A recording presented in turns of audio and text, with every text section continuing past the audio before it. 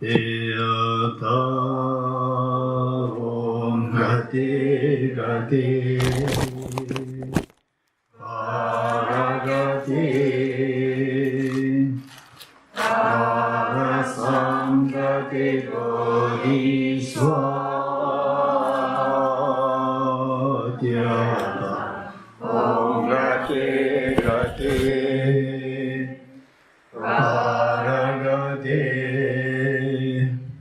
Parasamgati Bodhiswatyata Om Gati Gati Paragati Parasamgati Bodhiswatyata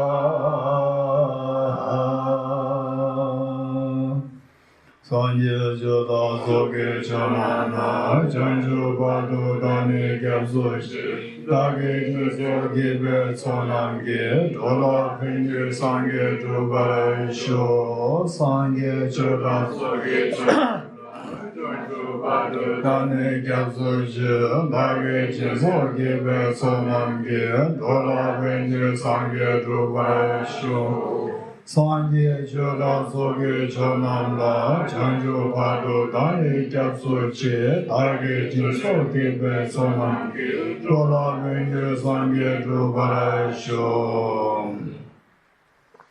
I go for refuge until enlightened to the Buddha, the Dharma, and the Sangha. While my accumulations of practice of keeping and so forth, may I become a Buddha to benefit all sentient beings. I go for refuge until enlightened to the Buddha, the Dharma, and the Sangha.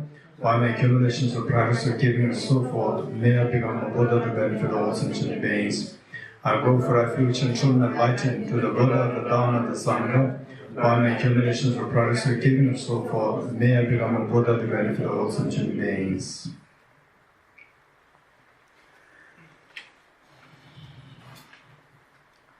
Okay, today the Bodhicitta, the first method of equalizing, method of the sevenfold causal method to generate bodhicitta.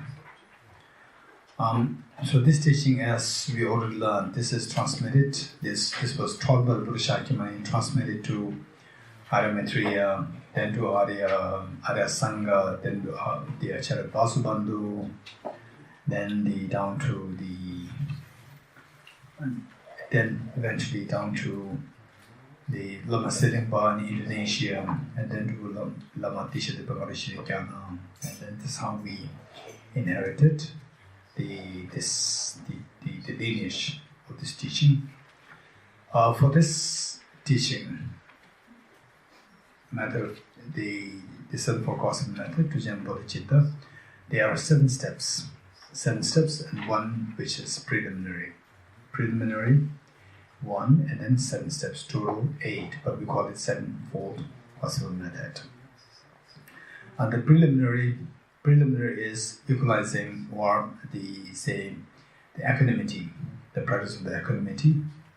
That is the preliminary equanimity. Then the 7 steps. The first one is remembering all beings as one's mothers.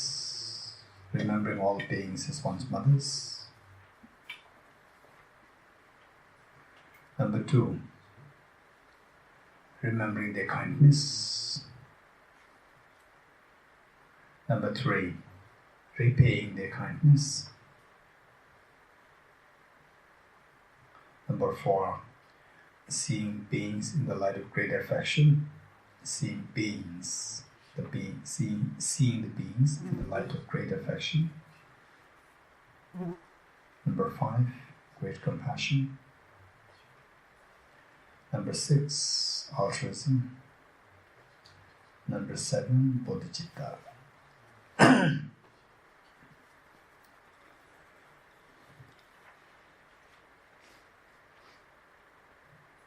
Here again is the same. To learn as to how to practice the steps, they are not difficult. We can be as creative. You can bring your experiences, what you read, what you've seen, what you've experienced in your life, all into this, you just make it, you can enrich this with experiences, readings, learnings, seeing, and so forth. But we need to have these steps on our fingertips. The first one, equanimity. First, meaning the preliminary equanimity. The equanimity, this is where we see that at the moment we are very biased. This is our tendency, extremely biased. I don't know how many of you have really sensed that, and yourself. For myself, there's a tremendous the bias is there, and then look at the other people. They also have the same biases there. And say, generally speaking, what we consider somebody who's a very kind person, towards his or her own child and towards other children, there's a bias there. This is something which obstructs us from giving yourself the maximum happiness. Find the maximum happiness is will come to you only when you have unconditional love towards all beings. This is reality. But the way the Bodhisattva Shantideva said in chapter 1 of Guided Bodhisattva's Way of Life, that although the beings wish for happiness, although the beings don't shun miseries, although the beings shun miseries, they chase after the cause of the miseries. That's so like they chase after the happiness. Although they crave for happiness, they destroy the causes of their own happiness. This is what the Bodhisattva Shantideva said. So the point is, remember again the same point, that we should be kind to ourselves. The two basic, the themes of our life, the goals of our life. Be kind to yourself, and what's the second one? Be wisely kind to yourself. If you really want to be wisely kind to yourself, means give yourself the maximum what you want and take away the suffering the maximum you can. So for that, to take away the suffering the maximum, you have to meditate on wisdom of emptiness. To give her the maximum happiness, you have to practice Bodhicitta. And this is what makes you what gives you the real happiness, but we do the opposite. And in fact, people risk their life. For example, say like engage in a very risky business, like smuggling and so forth. Such trafficking, then drug trafficking and so forth. The first time, I think it was the first time and second time in Singapore. I landed at the airport and then went to the baggage claim, and the baggage claim, the first thing that I saw was trafficking drugs, if arrested, the execution, death penalty. The first thing that I saw, very scary, death penalty. Wow, which means that there are people who are doing that. So the government became very desperate to make it a very stern, there's a signboard there, to tell the people that it is not allowed. Which means people are doing that. If it's less number of people, government will not really pay heed to it. They may do whatever they like. But then when that is done, which means that it's happening quite frequently. So just seeing this, which means that people, they dare to risk their own life. The life is the most precious thing for the individual. So why they are doing this? So that they'll get some money. They'll get some money. What for? Money for what? So that I'll be happy. Who is happy? I is going to die. Because of this, you are risking this life for little money. Right? So this, when you see this is exactly what Bodhisattva Shantideva said, that although one craves for happiness, but one destroys the causes of one's own happiness. What's the real cause of happiness? Is the unconditional love towards others. We don't do that. We do something else. We just push others away from you. We try to destroy others.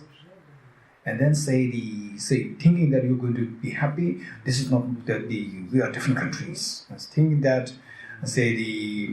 you're going to be happy. This is my religion. Your religion, my religion is superior. Your religion is inferior. This is all just ignorance. If this is really taught in the religion, that religion is blinded based on ignorance. Because it doesn't give happiness. It destroys the misery. It destroys happiness. It destroys your own life. So in the name of religion, how many people are being killed? So, and then in the name of the ethnicities, different ethnicities, tribes and so forth, how many people are being killed? And why they are fighting? So that our ethnicity will be more happy, our religion followers will be more happy. No, so many have been killed. This is the suicidal, the thought is very suicidal, and this is very blind. So therefore, this approach is known as unwise approach. Unwise approach. In fact, look, this is how the self-centered attitude, very unwise. And then we follow the self-centered attitude. We become the slave of the self-centered attitude. Imagine, in those days, I don't know whether you can understand it, but in those days, in many, many days, in the past, maybe it must have been happening even in France, in Tibet, in many places this happened when it was very remote, very primitive. What used to happen was that people fight over the grassland. People fight over the grasslands. On those days, people are all very primitive, very simple villagers. And then, say they raise the cattle, they raise the animals in one grassland, and then the other village will say that this is our land, right? And then they start fighting. They start fighting. Fighting what? So that our cattle can graze and our cattle will get more grass. What if your cattle get more grass? So that they will give us more milk. What if they give him more milk? So that we will get more food. If you get more food, what? So they will be happy. Finally, you use your happiness and you are killing yourself. Just for this, so first the oral fights happen. Oral fights happen. Then the younger people, no experience, they simply have the air, the pride of the physical mind, and then they start fighting, physical fighting. Then they start killing. Say A group kills B. Then B is waiting for chance to kill A. And A is again killing the other. And the tradition, then the trend was such that A kills B. If B cannot kill A as a retaliation, then B is considered as weak. So is it weak or is it strong? Just imagine. Say for example, it is me. Now from our side somebody is killed. Now it is my turn. If I don't kill the others somebody from the other side, I'm considered as weak. Now think very carefully. Think very wisely. Okay, let's say that I kill somebody there, right? They will again kill you, kill your side. Again you will kill the other side. So it will go like 20 times. So because if I stop killing, right, 20 of my generations will not be killed. If I stop killing, they'll be very happy. They'll be very happy if I say, okay, now we will talk. They'll be happy to listen. If you kill and if I say we will talk, they will not listen to you. Right? So now, what happened? You kill the other side. And the other side again kill. Again you kill. So this whole chain of killing happening because of the short-sightedness and lack of the vision, lack of the intelligence, lack of the wisdom, right? And all directed by the self-centered attitude. Just over a piece of grass. 20 people are killed from your side, 20 people are killed from. And if you really see to the price you paid, 20 people. If you say that for 20 people, I'm going to spare you 20 people and you can give this small piece of land to us. I'll spare you 20 people. You will happily give that. Happily give this small piece of land if you can save the 20 people. But you don't see this. You are ready to kill just for this piece of land. You are saying that, okay, we'll kill. This is how. This is all because self-centered attitude. This is the lack of intelligence, lack of the wisdom, self-centered attitude. So self-centered attitude gives you such a false illusion that it gives you so much of strength. It is not strength, it is weakness. It simply tells you that you are stupid. You don't see all these repercussions. Okay, so therefore, the point is that this is how our self-centered attitudes make us so biased in our thinking. So biased. This is exactly what Albert Einstein said. Albert Einstein, he's just very precisely said it, that all our problems are because of our living in the world of the optical illusion of I and you. And we have a compassion towards a very small circle of me and my family, and push others away from you. So this is what he describes as a prison. What is meant by prison?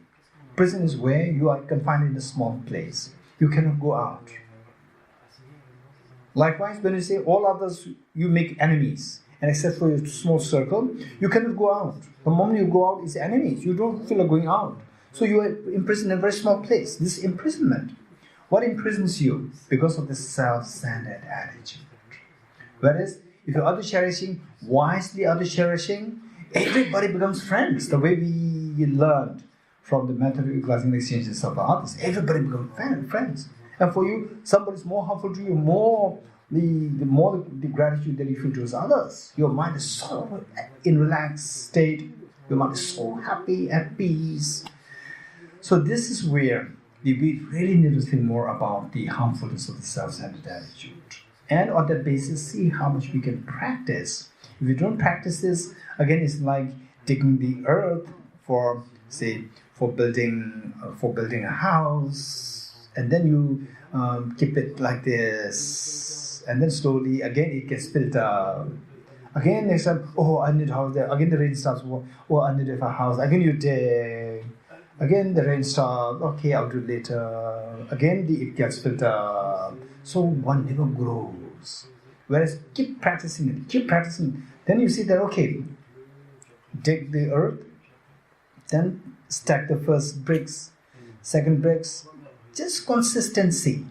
With the consistency, you see that you're growing. This is very important. So with this in mind, the first one thing that we have to see is the demerits of cherishing oneself, which makes us very biased. Bias means that we have excessive love and affection towards some people and excessive aversion towards other people. So this is like a very steep mountain and very low land like this. In such a places, you cannot really you cannot really have a house. So for that, what you have to do, if you really want to have a house, you have to first level the whole place. Which is high, you cut it, and which is low, you fill it up. Right? This is how you should make the land even. So, to those people to whom you have excessive attachment, be very rational to see that whether it is worthwhile to be excessively attached. And to those to whom you have aversion, is it really worthwhile to be averse to? Right? Think very carefully. Because of this thinking, are you happy or not? You are not at all happy. You are not at all happy. So because when you see to whom you excessively love, when that person is harmed by someone else, you are so angry. When you see those who you don't love, when somebody loves this person, you become so angry. So you are just tossed into, say, the agitation, irritation, jealousy, and so forth, all because of this uneven way of thinking. So that has to be leveled. For that, the first practice is the practice of equanimity, or the maintaining equilibrium of your outlook towards the beings. So for that matter, say the first practice is, say, your mother, neutral being, and your enemies. And so mother here, in some cases you may feel more close towards your father, you can think about your father. In some cases you may be feeling more close towards your children, or towards your sister, brother, husband, wife, whatever. Somebody to whom you feel genuinely affectionate. 1. And the neutral person and the difficult person. 3. Okay. So the first one. The person to whom you love so much. You just think very carefully. Okay, this person. Yes, I have a tremendous affection for this person. But if you think about the past lives, okay, this is interesting. Past lives. The question is, how do we know that there's past life? This is the next question. Yeah? Okay, so since we don't have time, we cannot go through this. But if you're interested, you can go through the French again. I'm not too sure. This is Pramanavartika, chapter 2. We did the whole teaching on that, Pramanavartika, chapter 2. And the textbook is there, English translation is there. And then the teachings also regarding of the teachings also there. So this you can get it from bodhiwisdom.org. Bodhi, B-O-D-H-I, bodhiwisdom.org.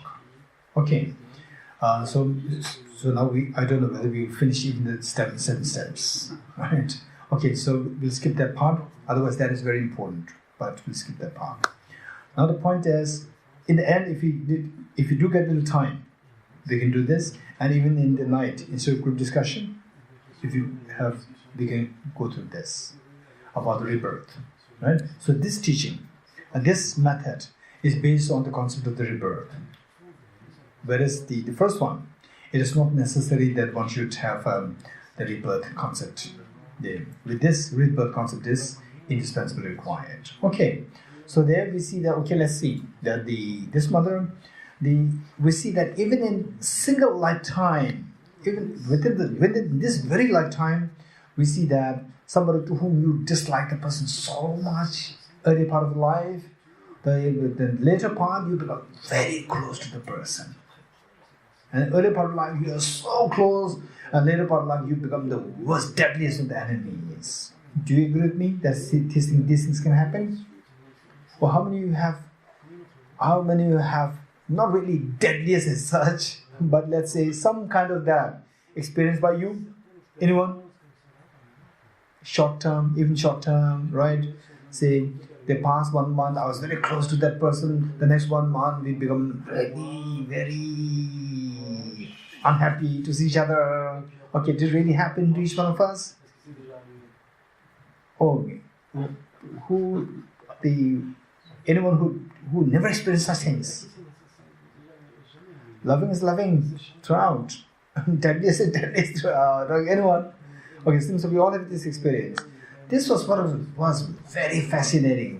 Particularly I was in my late 20s or early 30s, I was seeing this quite often. Very close. It's not just outside. I'm not just outside. With myself, I was so fascinated. Right? Some to whom, right,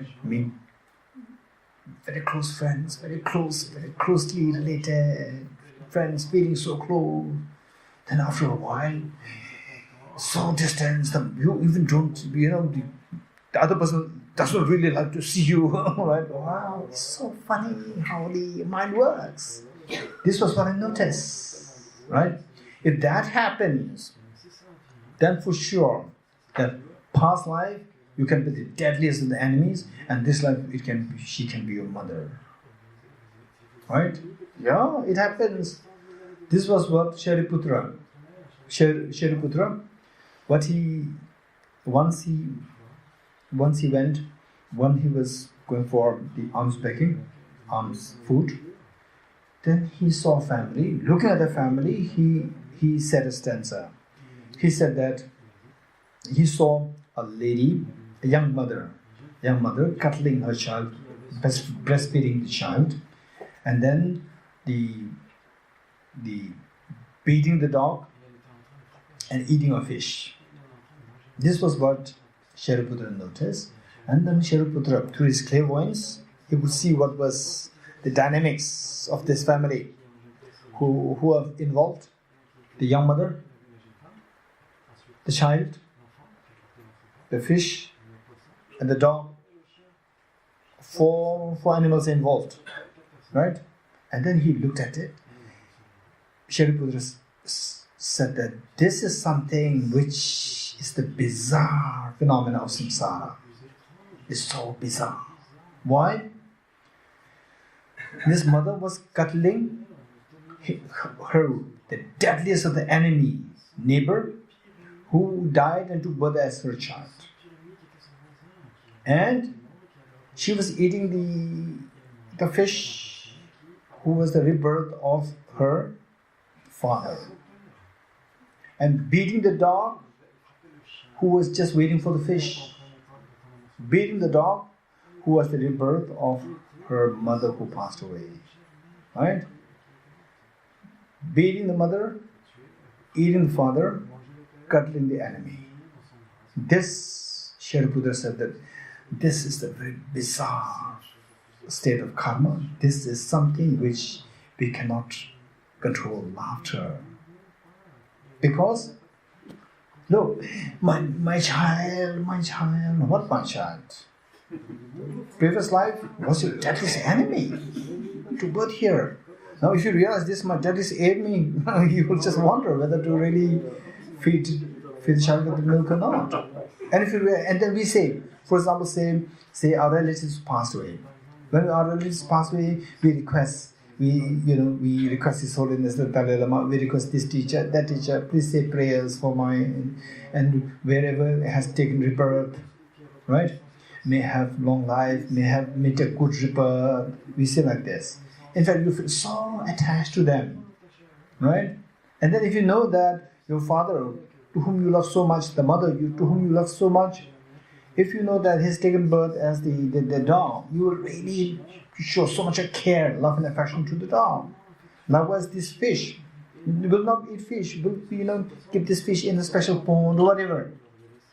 But you don't see this because they are separated by the transmigration, rebirth, right? Because of this, you don't see that. You don't have the capacity to see that. Whereas the beings of the clairvoyants like Shariputra could see that, and this is how Shariputra see that is such a contradiction in the samsaric beings, right? Okay, so therefore this is very much possible.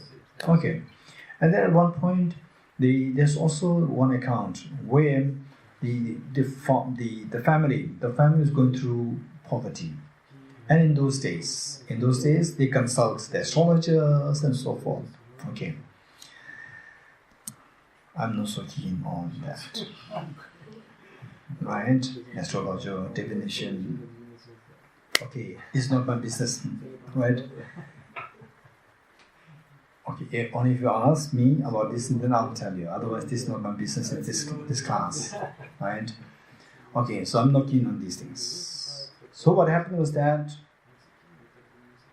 you consult the astrologer. Astrologer will say something.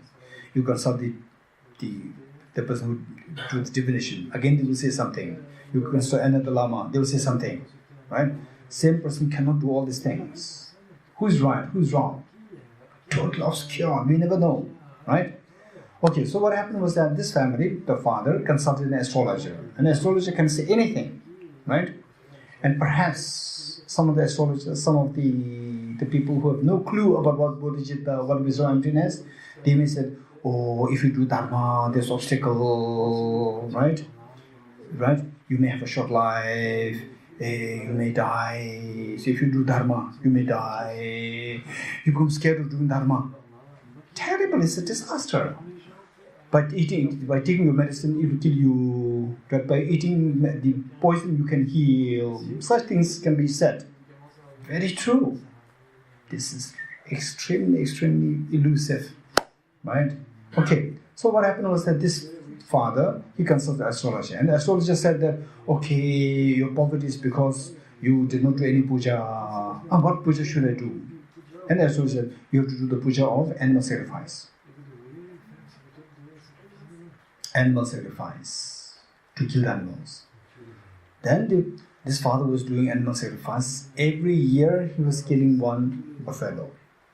And then slowly, it's so accidentally it's happened that the family financially become a little stronger. Right? Stronger. Accidentally. These things can happen. Right? Accidentally. And sometimes many accidents also happen with me also. I happened to come there and suddenly the rain happened. No rain for the last few years. I came there, suddenly happened. Oh, Gueshe brought rain. This is purely accidental. Right? It's purely accidental. It's not because of nothing there. It's purely accidental. Whether I go or not go there, the rain will shower. Right? And nowadays the weather forecast is there, right? If you ask the weather forecast very precise weather forecast, 2 days ago before I come, weather forecast two days later, rain will shower. Whether I come there, no come there, rain will shower. Right? And I can, wow, Gueshe came, brought rain. It's just blind faith. Right? So therefore, this was the problem. So therefore, accidentally, these things can happen. Right? And then people take the pride. People take the credit. Right? Then, this person was every year getting a buffalo. In the process, accumulating negative karma, no doubt. Accumulating negative karma. Right? In fact, there was one great divine master who said that people, they trust the astrologers and the people who do the divination. They trust them more than they trust the Buddha. They don't trust the Buddha much. Because the Buddha said, commit no evil. If you don't want fears, commit no evil. If you want happiness, engage in accumulate great wealth of virtues. This is what the Buddha already gave the definition right from the beginning. You're suffering because of the self-centered attitude of grasping ignorance, right? Don't do it. Your happiness because of Adicharishma and the wisdom. Do it. And we are not doing it. Right? We don't trust the Buddha. And we trust the divination who said that, okay, if you do it this month, if you do virtues, then there is something bad will happen to you. Yeah, some people, it's disaster. People say like this. Some people who cast the divination, they say like this. Only if the one who does the divination, is really, really learned in Bodhicittas, they will never say this. Otherwise, they can say like this, very strange things. Right?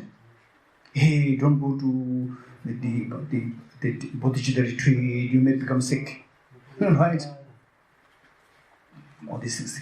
So what happened was that this person was engaged in animal sacrifice for so many years. And then one day, his time for death.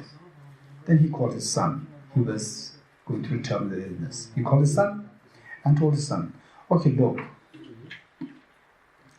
our family became materially, financially better because of this animal sacrifice. Now, even if I die, you should continue doing it.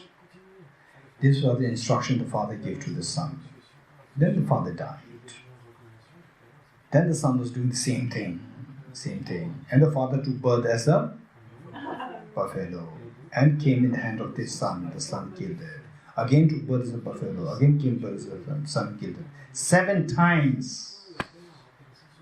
It's as though like the father was telling him that I'll come again in the family, you kill me 7 times. Right? What is the family wealth if you are killing your father? What's the family wealth? People spend wealth to rescue the life. And just for a little wealth, you are killing your father 7 times. Right? So this is ignorance. If this is ignorance, where can we see ignorance? Where can we find ignorance? Okay. So therefore, the point is that we see that the first part, equanimity. So there, say, look at your mother or somebody to whom you love so much, excessively loving. So this, you think twice. Okay, in the past lives, the same person must have been my enemies many times, during which time we could be the worst, the deadliest of the enemies.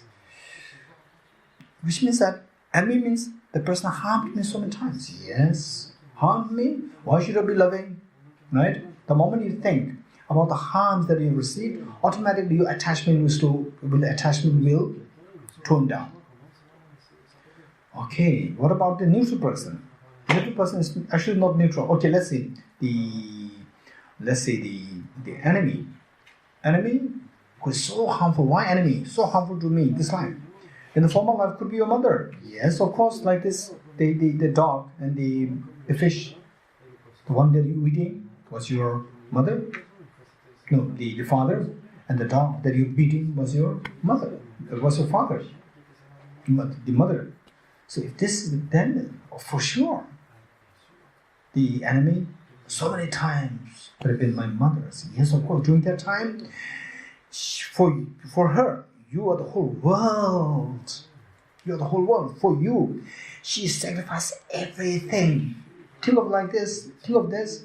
You go back in time. That time you love her the most. And today you see her as being dead as enemies.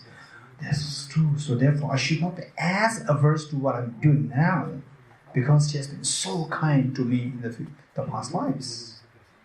So likewise, the neutral person is actually not neutral. So many times this neutral person was my enemies. So many times was my mother, the father, brother, sisters, and so forth. So loving and caring. So that way we see that if this mother is somebody to whom I should feeling close to, this enemy also I should be feeling close to, because it's a matter of time. In the past, this person also was so kind to me. Likewise, the neutral person also been so kind to me. If I'm to be averse to this person, the enemy, I should be always also averse to the mother and to the neutral people, because these also have been my enemies so many times in the past. It's just a matter of time. Then if this person is to be seen as neutral person, then both sides should be seen as neutral person, because both of them have been neutral person with respect to me so many times in the past. Okay, seeing this, slowly the imbalance in your thinking, imbalance will slow down. And slowly you see your mother, then the unrealistic love and affection, biased love and affection will tone down. The enemies, you will not see that person as an enemy, more like balance, and the neutral person not as neutral, but something similar to your mother and the enemies, right? You see that all three are more like balanced. When that happens, this is a mark of the success of your first practice in the equanimity pertaining to the three kinds of birth. And that we have to do. Okay, 1. So that's the preliminary. Now the actual practice. What's the first step? No, that is the equilibrium. That is the preliminary. What's the first step of the 7? Seeing all beings as one's mothers. Okay. So in fact, if you are very keen on this, you can also remember the 7 steps. Tibetan version is very simple. You can remember the Tibetan version also. Very simple. Tibetan version may be easier. For English, it's going to be in French. I don't know what that is like in English. Remembering all beings as one's mothers is very long. In Tibetan, it's very simple. Marche. It's very simple. Marche. Right? So simple. Marche. And the second part, they remember the kindness of all mothers. In Tibetan, it's very simple. Tinten. Very simple. Okay, you want to write it? First one, Tibetan is Marche is Marche. The first one, Marche. Number 2 is Tinten. Number 2, Tinten. Number 3 is very simple. Tinso. D-R-I-N. Okay, number 1 is Marche. M-A-R-S-H-A-Y. Marche. Tinten. D-R-I-N space D-R-E-N. Tinten. D-R-I-N space D-R-E-N. Tinten. Number 3, Tinso. D-R-I-N space S-O-E. Tinso. S-O-E. Marche, Tinten, Tinso. Number 4, Tinso. Yong Chamba. Y-I-Y-I-O-N-G. Yong. J-A-M-P-A. J-A-M-P-A. Yong Chamba. Next, Ningje. N-Y-I-N-G. N-Y-I-N-G. J-A-Y. Ningje. J-A-Y. Ningje. Next, Haksam. L-H-A-K. L-H-A-K-S-A-M. Haksam. L-H-A-K-S-A-M. Haksam. Then finally, Semke. S-E-M-K-A-Y. Semke / 2 options. Semke / Changchup Sen. SEMKAY Semke / Changchup Sen. JANGCHUB Changchup SEM Changchup Sen. Okay, Semke Changchup. These two words you must know. These two words you must know, because these two words, well, number one, these two words are so precious. Bodhicitta. Semke Changchup Sen means Bodhicitta. Bodhicitta. Very precious. And also His Holiness uses these two words so often, right? And even your teachers, wherever you attend teachings, they would use these two words so often. Okay. So what's the first one? Marche. Right? Okay. One time, my Indian friend, he learned all these things. He learned all these things from me. The two methods and the Saint Cosme method with all this the steps in Tibetan. He learned all these things. And then after about a year,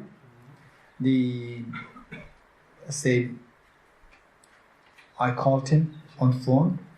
I think we did not meet for about a year after this. Then I called him, and I asked him. I came to know that the mother-in-law was a little ill. Then I asked him, "What are you doing now?" He said that I'm meditating on Marche. He used the Tibetan word. Now I'm meditating on Marche. Right? Okay. So the first one, Marche. Marche means, remembering all beings as one's mothers. Remembering all beings as one's mothers. So there, we see, of course, it relates to the reincarnation concept. Which is so important. And so reincarnation concept, I would say the explanation on reincarnation you'll find in Brahmanavartika chapter 2 by Acharya Dharmakirti. That would be the best book in this world. Okay. So there, we see that you have your mother of this life. And then former life also you have a mother. And again you go back like this. You see that there was no beginning.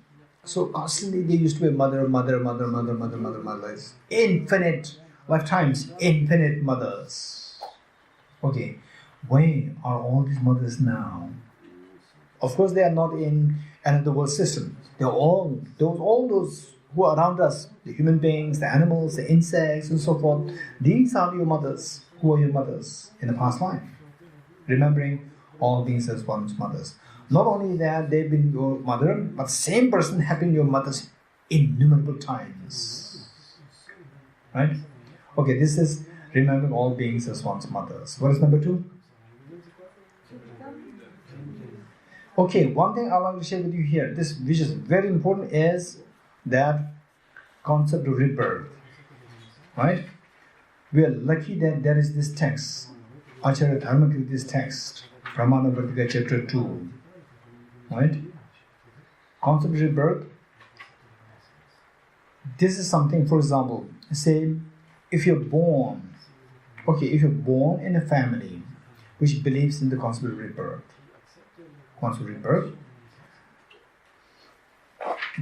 Generally speaking, if you're born in a family which believes in rebirth, most likelihood that for you as you grow older, that you're feeling the ease with accepting rebirth will be there with you.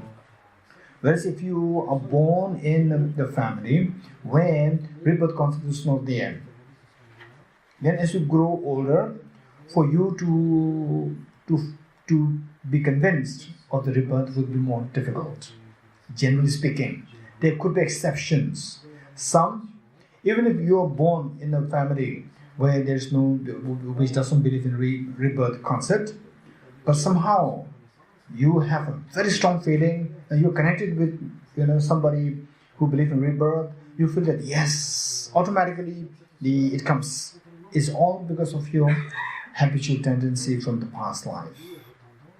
Right? So therefore in this life, because if you don't have this conviction exposure to the rebirth concept, then to newly get it is very difficult. To newly get it is difficult because it is like quantum physics. Right? If you don't know what quantum physics is, then to newly learn it is very difficult. To understand this is very difficult because concept itself is very subtle. So therefore rebirth concept, to learn it newly is except only if you are somehow connected with these concepts in the past lives. Otherwise, difficult. So therefore, in this life, to be habituated, to get thinking about this rebirth is very important, so that next life you will not find any difficulty. Right? Okay. In fact, I remember one anecdote that I like to share with you is that I remember, of course, Acharya Dharmakirti's text, there's no stories. It's all reasoning, right? It's all reasoning. Acharya Dharmakirti's text, chapter 2, Acharya Dharmakirti's text, is all reasoning. No stories, right? Stories is complicated. Okay, I don't want to go too much in this. Okay, it was once in Nigeria. I was in Nigeria during His Holiness's the visit to Nigeria. I was there, and I was taking care of all the passports of His Holiness and all the entourage members. So for that matter, after the visit, I had to go to the airport before His Holiness left, so about like maybe 2 or 3 hours before. So because it was the VIP movement, the Nigerian government sent the police escort with me to go to the airport. It was like 1 hour from the hotel to the airport. On the way, the policeman, because we had 1 hour, right? 1 hour, me and the policeman. So the policeman asked me, tell me something about Buddhism. Right? So I was sharing about Buddhism, about Nirvana. He was disinterested. Pointless. And then about compassion, so no interest. I don't know why he was asking me to explain about Buddhism. And then suddenly the rebirth concept came. Suddenly he became so alert, fresh. He's, tell me more.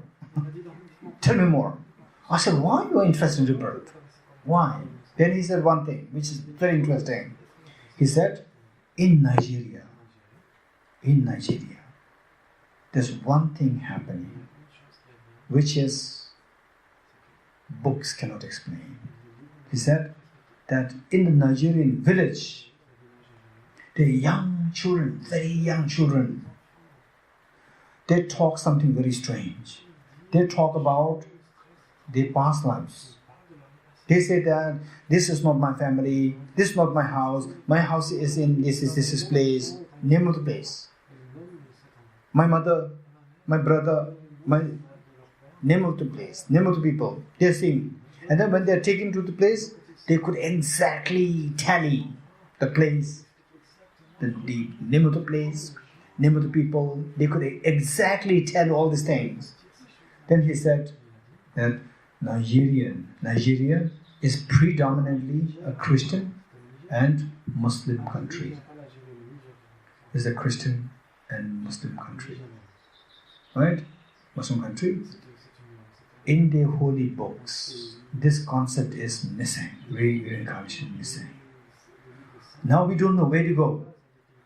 Right? This is happening. We cannot deny this. This is happening, but in the holy books it's not there. This concept is not said. So we are lost. What is happening? This is so real. We cannot deny this fact. Then he said that this is what he heard, that something of this phenomena is taught in the Buddhist philosophy, Buddhist the teaching. So therefore, he started to take interest in this. So these things are happening. Right? And with the reasoning part, I'll be happy if this evening, this night, if we get time. If not, then we have to wait till next year. Reason part, which is extremely important, right? Okay, So there, the point is that, okay, the point is, and then also say okay, very interesting. This is just very, usually I'm not so keen on stories. But this is something which happened to one of my relatives. This girl was very young, age about maybe 4 or 5. And she was playing with her cousin who was already like 16, 17. 2 of them were just playing outside. Suddenly this young girl who was age 4 or 5 told the other girl who was 16 years old that suddenly she said it, randomly she said that I have a wife and 6 children. This young girl said, I have not husband, I have a wife and 6 children. Then the other girl was shocked. The other girl said, don't you feel ashamed? You're a girl. How come that you have a wife? She said, yes, I have a wife and 6 children. She said so confidently, and the other girl was really started to freak. Right? What was happening? She rushed to the parents of this young girl and told that she's saying like this. Then the parents brought the girl up and interrogated, asked her more questions. Okay, tell me, where was your family? And she was saying, camp number 7. Her family is in here. This family is in camp number 6. Camp number 7 is like, say, maybe 15 minutes walk. Camp number 7. And then asked, how many children you have? She said 5. Earlier she said 6. Now she said 5. And you have a wife? She said, yes, I have a wife. Then they checked. They checked through the welfare office. Then they found the family where there's a widow with 6 children. They went there and checked with her, and the widow said that these 5 children are from the husband. 1 child was from another husband. 1 child was before the second husband was married. So this family came to know about this. This family now treat her, this girl, as their family. So even now she's already in her 20s, and still that family used to, take her to all the holidays. Wherever they travel, they take her. Okay, so these things happen, right? Okay, so one of the girls said, don't say that I'm a wife. Right? She said that, yeah. Okay, so these things are there. Okay, but I personally, when these things happen to me, so I take them seriously. Otherwise, the stories are stories. Stories are stories. Even if I remember my past life, even if I remember my past life, you may trust me. And then I may write a book about why I'm not keen on stories.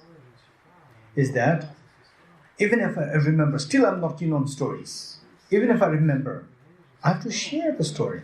It becomes a story, right? Still I'm not keen on the stories. Because my stories, if you trust me, Gueshe will not tell lie, right?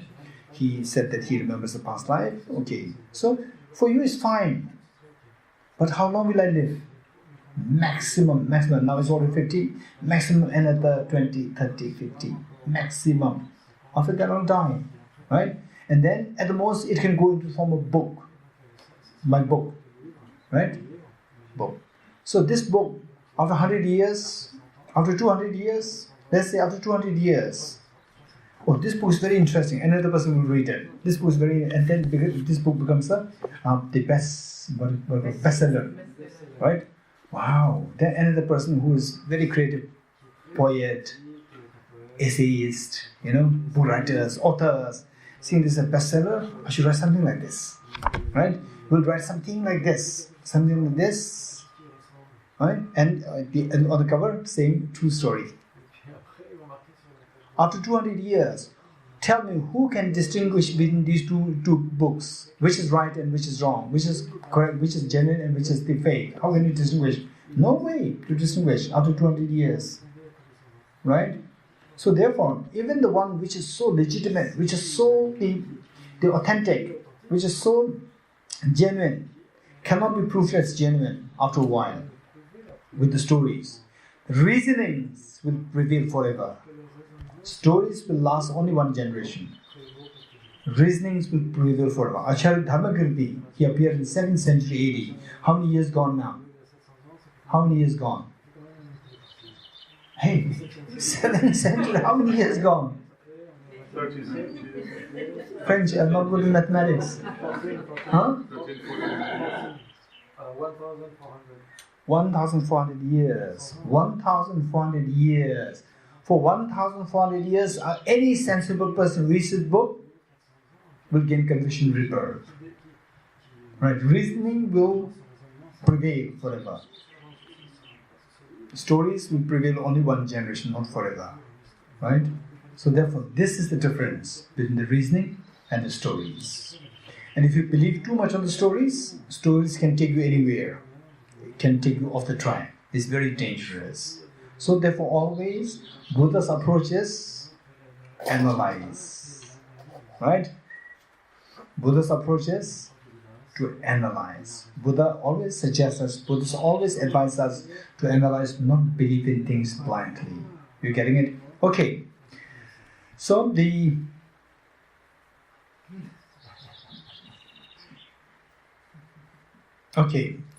number one, remember all beings as one's mothers. Number two, what's number two? Remembering. Okay, what we can do is that we will do till 4:30. Then 4:30 to 5, half an hour tea break. Again, we'll have the next, right? Okay, so number two is what? Hey, what is number two? Tinden. What is Tinden? Remembering the kindness of all the mothers. Okay, now say the trend, right? The trend with the educated people. This is the trend with the educated people have. That you're very educated. Say age 10, you cannot be separate from your mother. 11, 12, 13, and then 14, I want privacy. 15, privacy. 16, I want privacy, right? You're so overprotective, right? Hey, my daughter, where are you? Hey, my son, where are you? What, mom? I'm coming. You're very overprotective. Okay, then the disliking starts to build up. It is not that you don't love your mother. You love your mother. And you believe it or not, perhaps the love that you have to your mother is the greatest, is the deepest.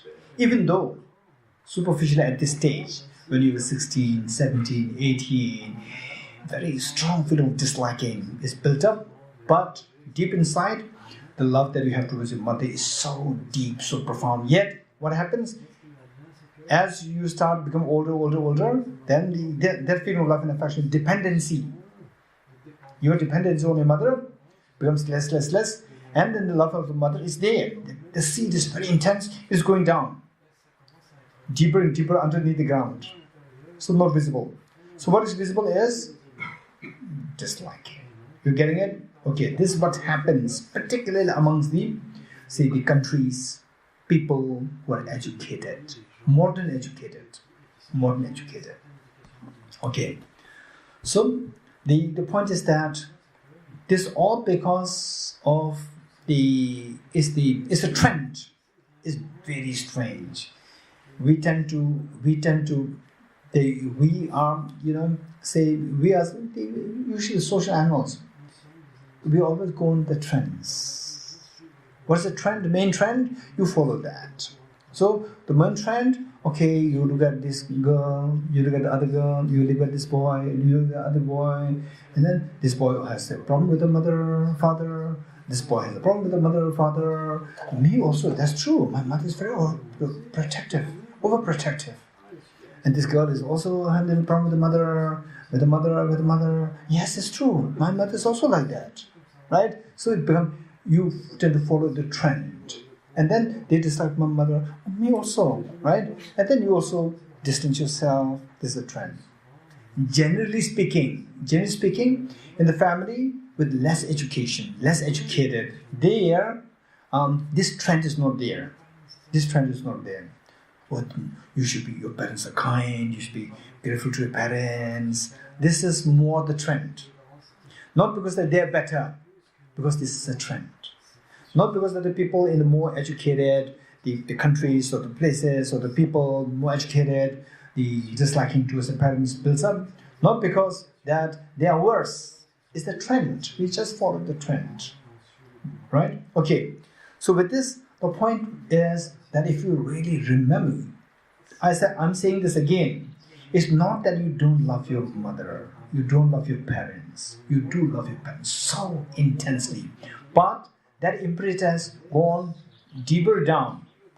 Has gone down and is not on the surface. What is on the surface is manifested. And if you're able to, the seed which is deep inside, if you can take it up, bring it out, you'll feel the wonder. You'll feel the wonder. Wow, you're so happy. You felt that, but distance from your parents, you're happy. It's the opposite. It's opposite. You feel so close and loving towards your parents. You feel so happy, which you did not experience before. Okay. So what happened was that, okay, now the point is that see if you can do that, if you can retrieve that beautiful seed that you have planted since your childhood. Day one you were born, till age 10, 11, around that time, that those 10 years, you have planted a very extremely intense and beautiful seed of love and affection towards your parents, particularly your mother. So that's already there. Just retrieve this. Your job is to bring it back, retrieve it, let it come to the surface. Okay, I'd like to share this story with you. And how to do that? How to do that, right? I'll share the story. I was teaching, that was in 2004. 2004, how many years ago? 14 years ago. That's easy calculation. 14 years ago, I was asked to teach students from Emory University, Emory University, who came to do one semester in India. So I was asked to teach philosophy to them. So I was teaching all these things. So there was for one semester, which means like 3 months, and after 3 months, they have their own field, what do you call it? Field research. I think about a month. Field research for 1 month is like a research time. For 1 month. Then after that, then they came back, and they started to leave, go back, return to America. So all the students, they come to see me. And then they said that one of the boys told me that there's one girl. This girl, she will be leaving 1 week ahead of others. And I said, why? Because her mother is suffering from cancer. So she has to go there to meet her mother. And then they told me that, but she's not going along well with her mother. Relationship with the mother is not good. Then the next day she came. And she came to my place. And she said, okay,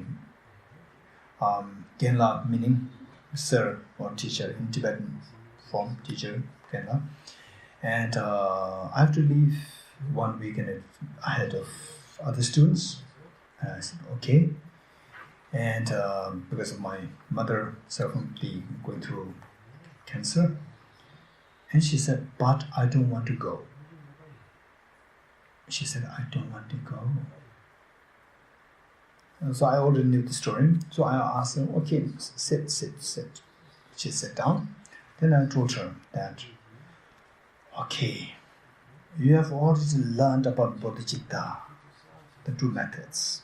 You've already learned all these things the last the 3 months. You already learned that. And I don't know who your mother is. I have no clue who your mother is. I never met your mother. I never even heard about your mother's name. I don't know your mother's name. I don't know your mother. But I can perfectly say that, I can say with a great assurance that your mother did a job and you did not do your job. Your job to be done for your mother is left. Your mother did a job. The fact that I see you as a young girl, very educated, very strong, healthy young girl, is a proof that your mother took the utmost care of you when you were just 1 day old, like the small piece of flesh. Small piece of flesh, if left unattended, you can't even move your body. You can't even move your body, right? At that point, if the mother left unattended for like 1 hour or 2 hours or 3 hours, a dog would have easily eaten me up, or a cat would have easily eaten me up, right? Which means that she sacrificed everything for you for all these years. I can see that. For that, unless there's a tremendous love and affection, that is a huge task that cannot possibly be done. And she did it. She already did her job. What you are now, so healthy, young, educated, with a strong girl, is a proof that your mother did everything on you. Now, whose mistake? Now your job to repay the kindness, that is left. That is not yet done. You have reached the age where you can repay the kindness of your mother. That is what's left now. No excuse now. No excuse. Your mother did her job. Even if there's a fight, if some sensible person looks at it, will surely tell that the mother, you have done your job. Now the daughter's job is left. And then slowly she started crying. She started to weep. And then she said, yes, now I understand. Yes, I have left my job to be done. I feel so sorry for my mother. Yes, my mother. I could see that. Now she is able to go back in time. When she was 1 year old, 2 years old, 3 years old, 4 years old. It's not just 1 day. 1 day is fine. Even for 1 day, babysitters, how difficult that is for the babysitters. They feel so tired, look after one child, For 1 day, it's so tiring, exhausting. But the mother looked after you. 10 years, say minimum. 10 years into 365 days. Right? It sacrificed everything on you. And then she wept and she said, yes, that's true. But even if I go there, my mother will not accept me. Then I said, wow, it's amazing. If you could go back in time and if you admit that your mother had been so kind to you and you have changed your mind, this is what is required. You have done your job. It's amazing. Right? You have done your job. Then I told her, in this case, no hurry to go back to America. So what you do is that you send an email to your mother. In the email, just admit. Tell her how much you love her, how much she has given you love when you needed her the most. Right? And now you have grown strong, and now the mother is sick, and the mother is the mother to expect love and affection from you. You fail to do that. So you admit all these things. Don't write anything about the sour relationship, the past relationship. Just tell how much you regret now. Send it. She said it took her 3 days to write one email. After writing this email, then we were waiting for the reply. In 2 days' time, she came with such joy in my house again. She said that my mother has now accepted me. She got a reply, right? So the point is that if she goes, she's very true. If she goes in person, the mother will not know that she has changed, right? Again, the mother will feel irritated the moment the mother sees the daughter, right? again the mother may say that get out. Right? Again the fight happens. The moment the mother says get out, again the bad imprint will come out. Right? So with the email will not fight back. Email will not fight back. And the mother will be also happy to read the email, not to see the person. Email, she will say, again, there must be some complaint. Right? But let me see what is there. And then there's something so beautiful.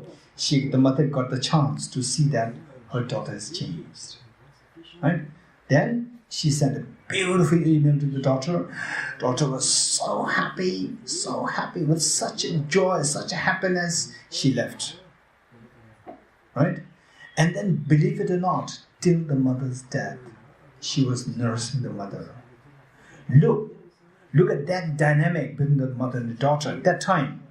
Say the daughter is serving not out of obligation, not out of I had to, no, with so much of joy, eagerness, tenderness, love. And the mother feeling such a joy all these many years, maybe like since 15 years till then, like 21 years.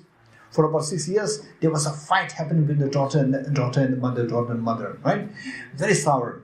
Now for the first time that she is sick and she was expecting that the daughter is now taking advantage like this. Instead of that, daughter is nursing her, right? With so much love and affection. Beautiful, it's amazing, right? So this is something which we all, it's just a matter of our mind going back in time. Our mind, if you go back in time to see, okay, when I was 1 year old, what is my life? I'm always in my mother's lap. 2 years old, my mother's lap. Unless my mother loves me so much, she cannot possibly give me the mother's lap. She cannot breastfeed me, right? And then 3 years, 4 years. So whatever, I cry, the mother comes there, right? I cry, the mother comes there, which means that she loves me so much. Now, did I do my job to repay the kindness? Not really, right? Till this, you see that how the mother sacrificed everything for the children. It's amazing, amazing. You're getting it? Same, in fact, it's irony. The parents, mother, father, right? Generally speaking, the mothers love the children more. And the fathers love, but the expression of the love, the physical touch and so forth, that is more with the mother. Because of this, the child also feels closer to the mother.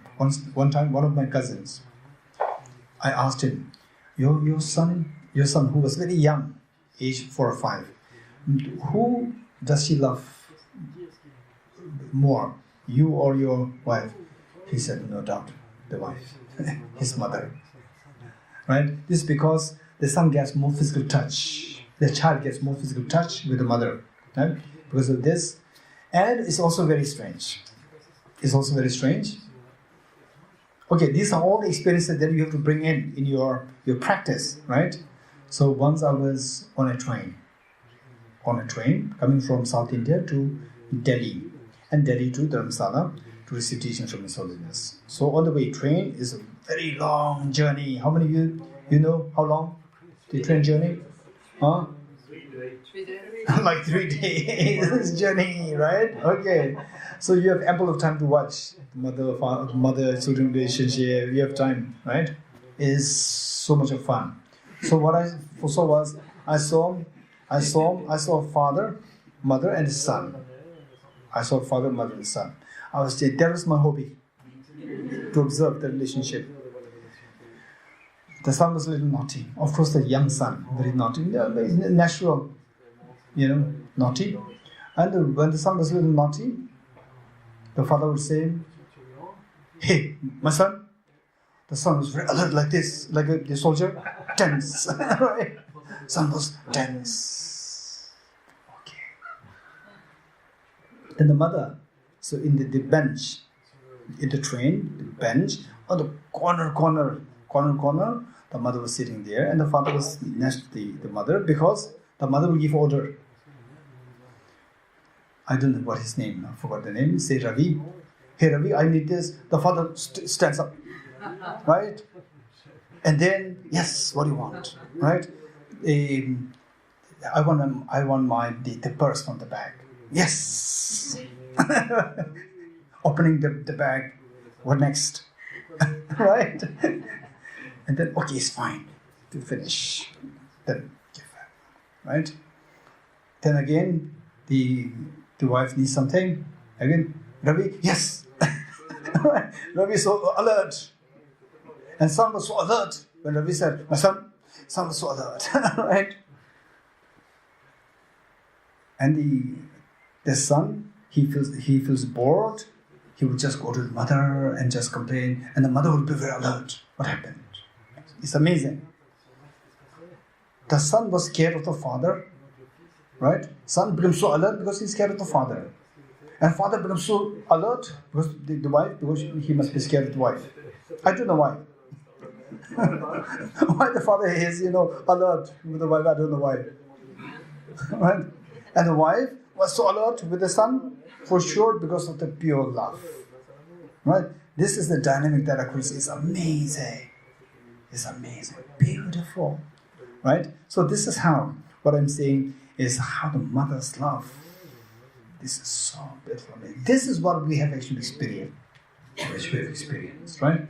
And in Cambridge, while I was in Cambridge in 2003, there was one lady who had 2 children, and the lady and the husband. And the husband was taking care of organizing my talk there in Cambridge. And the lady was so keen on listening to the Dharma talks. And the first talk she was missing. And I asked the husband, why your wife is missing? She's so interested in Dharma talks. Why is she missing? He said that she has to go to fetch the 2 children from the school. So she's daring to give up anything for her children. Who are these children? We experience all this love and affection, all the sacrifices of the parents, particularly the mother, when we needed them the most, right? This is recollecting kindness of the parents. Okay. And believe it or not, in the eyes of the parents, you were just a toddler. You were just a toddler, say like age 1, right? You cannot talk. But still the mother talks to you, yes? Mother talks to you. Mother smiles at you. You don't know what this smile is. You don't know what this sound is. But the mother talks to you. Mother smiles at you. Seeing you as the whole world in her eyes. For her, in her eyes, you are everything. Nobody in the world elsewhere knows about you.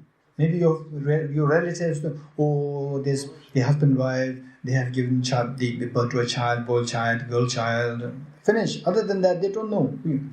But then, while the world doesn't know about you, your mother sees you as the most precious thing in this universe, which is so precious. This is a amount of love that we have received. If you can really go back in time like this, right? And you also, it's very important to see the dynamics between the love between the mother and the young children. The father and the young children. Sometimes the father, how they sacrifice their life for the children is so beautiful, We go back in time like this, particularly when you are so vulnerable. There, how much love that is given, that you received. Say, you see what's going there, the parents and the children relationship. And then you go back in time when I was also like this age, very young. My mother, my father, they give so much love and affection. Same thing, sacrifice everything. Right? It's amazing. It's amazing. Okay, so in fact, there's one girl who gave birth to a child. And of course, before the child was given birth, divorce happened. The two have two. And the mother, she went to, of course she was from America. Then from India, she went back she was going through all these difficulties, labor pain, all these things. Then I said, go to your parents. Now that you are not with the husband, go to your parents. Take care of health, right? Oh, then financially, I don't have any support, I have to do work. Don't think about work. Go to your parents will take care of you. Even if your relation, whatever, your parents will not leave you. Your parents will take care of you. Go there. So she went there, And then little problem there, little problems are there, you have to listen to your parents. Your parents love you so much, right? The only thing, they love you so much, but you see them as very different. They love you so much, believe it or not, go there, they will take care of you. She was well taken care of by the parents. And then still she has a little bit of reservation like this. And then, but for the child, for her own child, she's ready to go to America once more, to work there, right? And by herself, to care of the child, work, all this, and she's ready to go through all these hardships. For what? For the child. For the child. You're getting it? So therefore, this is how we have received the same amount of love and affection from our parents. You're getting it? Okay. So likewise, another the scenario was my brother. My brother, we were separated. Say, till age like 16, 15, 16, we were together. Always together. And then age 16, we were separated. He went to Nepal, I was in India, separated. And then we did not meet for 17 years. We did not meet for another 17 years. Then he had his the 3 children, I think in that time 2 children, right? And then the 2 children came to see me. He also came. We were meeting after 17 years. I was taking him as, the naughty boy. He was taking me as a naughty boy. 2 young naughty boys fighting always. And then they say, I was just, in those days, very young, you are so bad, like this, fights, always fights. Then after 17 years, we are both of us were grown up. And then his 2 children were there, the son and the daughter were there. The son was, I think, age 7 or 8, the daughter was 4 or 5. And I said something. What I said? I said nothing offensive. I just said, brother, you should have done it like this. I just said this. You should have done like this, right? 2 brothers, just always sleeping together, fighting, right? Like this. Then I just said, brother, you should have done like this. Just in a moment, I could see the young girl, age 4, she stared at me like this. Right?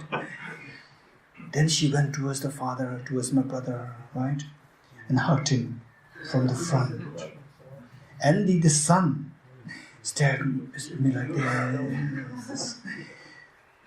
Went behind the father, hugged the father like this. It really just made me shivering. Okay, in future, in front of the children, I should say anything. Look at the pain that these 2 children are going through. Look at the pain. Look at the pain these 2 children are going through. Just to hear that somebody is saying something, the bad thing towards our father. Why this pain? Because they love their father so much. This is the amount of love that we have received. That we shared with your parents also, with our parents also. This is how it was going, it was going. We go back in time like this. These are the things that we actually, each one of us, except for 1 or 2, who had a very difficult childhood because of the mothers, the mental problems and so forth. Very rare cases. Otherwise, most of us, we went through the same experience. I remember I was about like 10 years old, and on a bus, in those days, when I was 10 years old, everyone is very poor, and the bus was also terrible. And I saw in front of me, I saw one gentleman who was a worker, manual worker, and very shabbily dressed, the shirt, they were all torn apart, and very skinny, tan, and malnourished, and his son, who was about like 6 or 7 years, standing by him because they did not have a seat. It was just father on a seat, and the son standing next to the father. And then the father started to smoke a cigarette, very cheap one. And the moment he started smoking, from behind, 3 young muscle boys, they shouted at this gentleman, say that, stop smoking, this is the no smoking bus. Stop smoking in front of the sun. Right? And he could not do what, already sorted out, cigarette already lit, with the, like this, what to do? Right? Smoke, they'll shout more, they will beat you up. Through this, sun is there, steam, the sun will feel so offended, so painful, could not do. Then after a few seconds, everything went up silent. Again he started to take the puff. They said, we will throw you out of the bus if you take the next puff. I was just 10 years old. I could see this and I felt so disturbed, irritated. How dare that somebody treat somebody so inhumane, I was very young. I felt so irritated. If this was what was going to this boy who was unrelated to this man, how much more so the pain was going to this young boy, the son. What he did? I was just watching, observing. Because I was 10 years old and he was 7 years old, 6 or 7 years old, like similar age. I was watching this boy. And this boy, what he did was that this boy took this cigarette from the father's finger and he extinguished the fire and threw this. Just look at the pain this boy was going through. Why this pain? Because of the incredible love towards the father. You getting it? So this is the amount of love that we received when we were young. Right now, it is our time for us that if we go the way that according to the trend, then you reach like age 14, 15, 16, then you want a little bit of privacy, you want to spend more time with your friends, parties, friend's house, like this, then your mother calls you, where are you, you feel so disturbed, nuisance, right? And then you start feeling distance more. This is a trend. Now our job is what the trend is. Somebody who's following the trend is known as ordinary person. This is the easiest thing to do. To follow the trend is the easiest thing to do.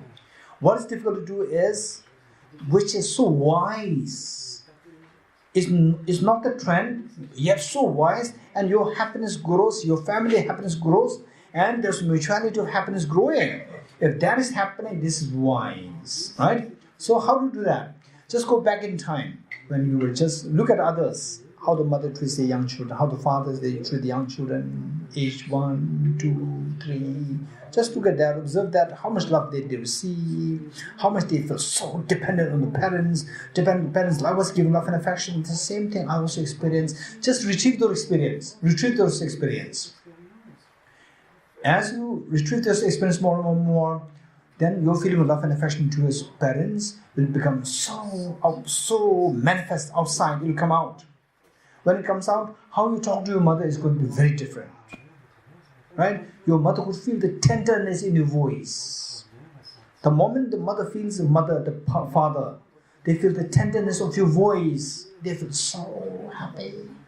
What they expect is, don't they believe it or not, they don't expect anything from you. They only expect love and affection from you. They only expect love and affection back from you. Right? So, there was a girl who left for America from Taiwan. And this girl, every year he goes to meet her father in Taiwan. And then after 3 or 4 years' time, she went to Taiwan to meet her father, and then she did not get any gift. So says my father, right? Okay, you can take for granted, right? So why should I take a gift for him? And then, but that time something just clicked her mind.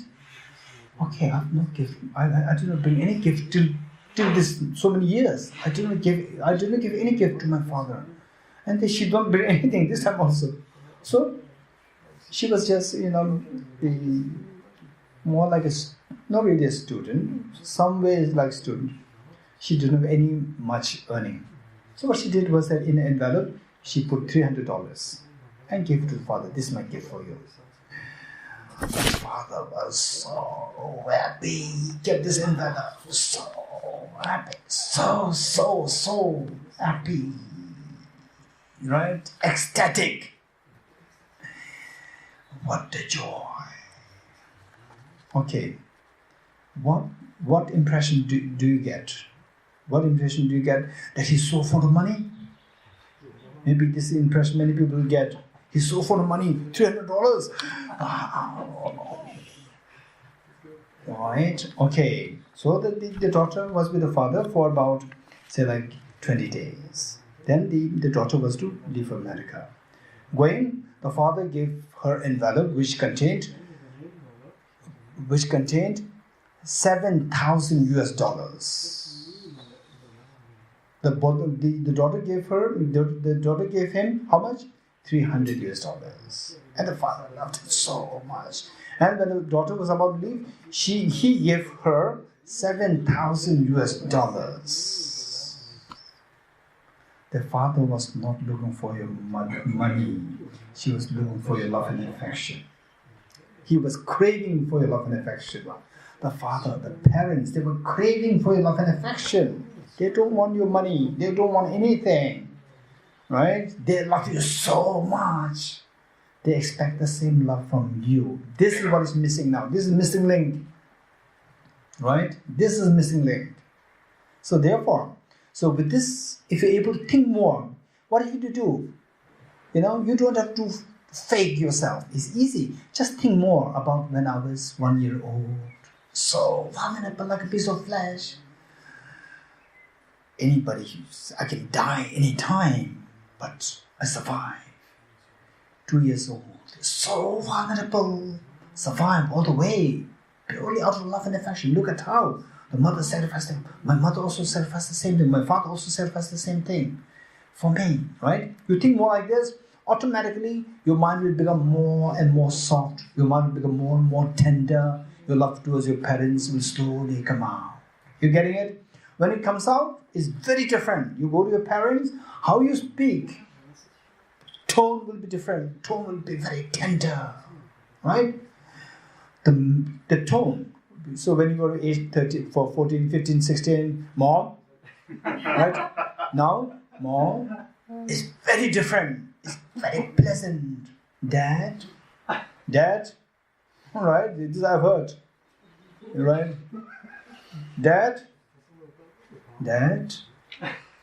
very tender, so tender to hear. You will see the glow in your parents' face, which you have never seen before. This is what they crave for. This is what they're waiting from you. And today you are giving it. Right? So happy for them. Imagine, they love you so much. And how come that we are not able to give this love towards your mother, towards your father? They're expecting this. You're getting it? So this is what they're experiencing it. So therefore, the point is that if you're able to retrieve this experience, your tone is going to be very different. They will feel so much of love and affection. We take for granted. Usually, we take for granted the mother's love and affection, right? And then oftentimes, when your parents die, then we regret, this is too late. While we're still together, that is a precious moment. This we cannot buy. This is so precious. So this is what we have to think of. So in this connection, in fact, in Tibet House, there was one gentleman who was actually architect professor. And he attends the classes, the Tibet House philosophy classes. Then one day we spoke about the mother's love, parents' love, how we should be, how we should not take for granted the mother's love, parents' love. So we have to really treasure the time together with your parents. Then it was, I think, on Friday. Then the Sunday, just immediately before the class, the gentleman came to me. And he sat down and he was crying. And he said that what you said on Friday, it just changed my life. I said, what happened? So on Friday, hearing about the preciousness of the time together with the parents, the preciousness, this time together with the parents, then he regretted so much. So he said that he was the only child. And the parents, they crave to live with their only child. And the child was always pushing the parents away. So he was living separately. So that very night, he called up the two parents and invited them to come to stay with him. The parents could not believe what they were hearing. They could not believe that their son was saying this at the age of 50-something. Right? They were so happy. He could hear the tone of the parents' joy. Then he got this tremendous joy himself. Tremendous joy himself. This was joy. Then this is the meaning of my life. Now I've seen the light of joy. Seen the light of joy in my parents. Seen the light of joy in me. I did not expect that this much of joy I can experience with my parents. And today I'm feeling it. Okay, this is so precious. So therefore, one thing that we can do is that as a part of the Bodhicitta retreat, one thing take away is that try to think more about you when you were 1 year old, so vulnerable, 2 years old, 3 years, so vulnerable. Yet the parents, particularly your mother, your parents, they are there to give full love and affection towards you, right? So lucky that somebody's there to take care of me. So much love and affection I'm receiving. Go back in time. What has happened is that the seed that you also have the seed. You have it. You don't want to make it new. You always have this beautiful seed inside. This so intensely there. It will come out. It will surface. It will come out the surface. When it comes to the surface, believe it or not, the moment you see your parents, you will feel such a joy and peace, which you never had before. Earlier, you will see that as like a nuisance, a trouble, a problem, a baggage, a problem for me. No, now you feel such a joy, a tenderness, the love and affection that you feel, which you never experienced before. This is what you're experiencing here, right? So with this, your tone will change. Your tone will change. So your mother may say, my son, you like to have a cup of tea? No, mom. Tell me what you want. I will serve you. What can I serve you, right? Look at how happy the mother would be, how happy your dad would be. Just take this as a takeaway from the Bodhicitta retreat. If this much you can do, you will see the joy in your two parents. The moment you see this joy, you will see the joy resurfacing within you. The joy bouncing back on you. You will feel the joy within yourself. So intense, so precious. Right? And then when your parents see the joy in you, because they love you so much, they become even more happy. The whole family atmosphere will change. Whole atmosphere will change, right? And other people, they see, what's happening? Earlier, there's always cold relationship, cold family there. Now it's very different. They're so warm. The parents are so happy. My daughter has come. My son has come. It's not just, one day saying my son has come and then second day disappeared. Second day, when unhappy. One day my daughter has come and then next day, very unhappy. No. 10 days, 20 days, 30 days, however long you're with your parents, the neighbors will see the difference, right? Wow, what happened to him? What happened to her? Two of them are so happy, saying that my son has come, daughter has come, becoming happier. What happened? Earlier, this is not the case. Earlier, when the son comes, it's like a burden. When the daughter comes, again, what she will complain, don't do this, don't call me, you're disturbing me. It's very different now, right? And others will also see the wonder. Others will also see that, okay, this is the benefit of them embracing the teachings of Buddha, right? This is how you can spread the message of Buddha. This is how you can spread the message of compassion to others, right? It is not for us to convert others. Just spread the message of love and affection, genuine love and affection. This is what is lacking. If this much we can do, this is so precious. This is your life.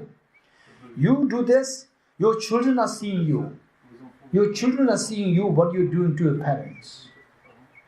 They will do the same thing. They will also show so much love and affection towards you when you grow older. Right? It's an amazing ripple effect. So good. Okay, this is what is meant by remembering the kindness of one's mothers. Number 2, Tintin. Okay, we'll stop here and come back at the 5:15. Half an hour tea break. Tirtha Om Gati Gati Paragati Parasangati Bodhi Swaha Om Gati Gati Paragati Parasangati Bodhi Swaha Om Gati Gati Paragati Parasangati Bodhi Swaha.